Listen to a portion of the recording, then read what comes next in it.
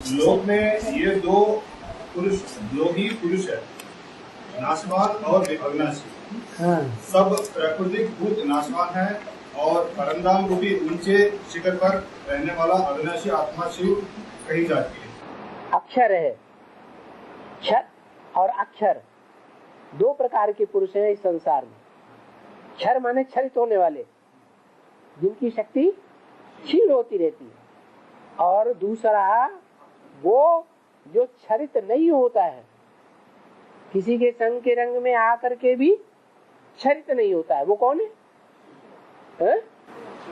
शिव। दो प्रकार के हैं, लेकिन उनसे भी ऊंचा एक और है जो इस सृष्टि में रहता भी है और रहने के बावजूद भी, संग के रंग में आने के बावजूद भी क्षरित नहीं होता। वो है विष्णु नारायण। सांपों की सैया पर पड़ा रहता है, सांपों की सैया पर पड़े रहने के बावजूद भी, सर्पों की सैया पर पड़े रहने के बावजूद भी उसको कोई संग का रंग नहीं लगता है। चंदन विष व्यापत नहीं लिपटे रहते भुजंग, जैसे शंकर जी को दिखाया जाता है गले में सांप पड़े हुए हैं, उनका असर उनके ऊपर होता है? नहीं होता।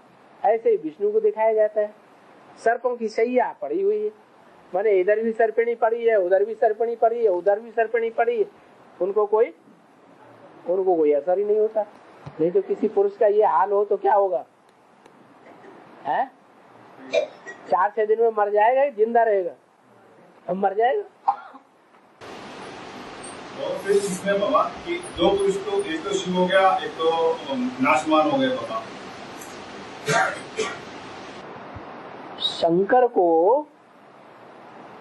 माँ बाप दिखाते हैं, मृत्यु दिखाते हैं, तो नाशवान गाएगा। वो निश्चय अनिश्चय के चक्र में आता है तो फिर नाशवान गाएगा। हाँ, दो पुरुष में दो प्रकार बताए।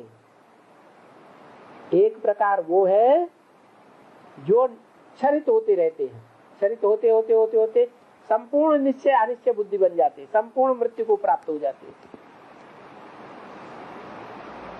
परमधाम जाते हैं, लेकिन पूरे 5000 वर्ष इस सृष्टि पर नहीं रहते। एक है जो पूरे 5000 वर्ष एक दिन भी कम नहीं इस सृष्टि पर ही मौजूद रहता है, उसकी मृत्यु नहीं होती है। अमरनाथ कहा जाता है ना, तो शरीर के द्वारा अमरनाथ या बिना शरीर के अमरनाथ है? शरीर के द्वारा अमरनाथ। तो वो एक है जो सदाकाल इस सृष्टि पर सदा कायम है। बाकी जितने 500-700 करोड़ हैं वो सब क्षर हैं।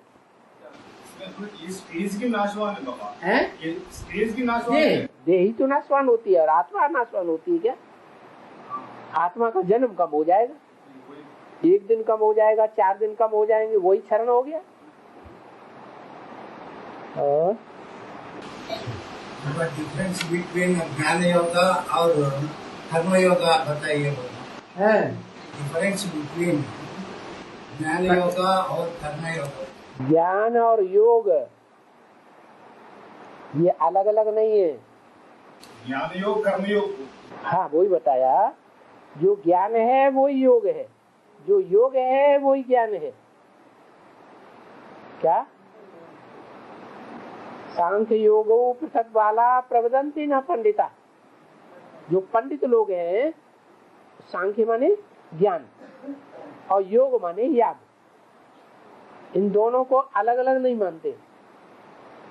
एक की पूरी प्राप्ति हो जाए तो दूसरे का फल अपने आप ही मिल जाता है। ज्ञान योग ये बहुत श्रेष्ठ चीज है। इस संसार में ज्ञान से बढ़कर के और कोई चीज पवित्र है ही नहीं।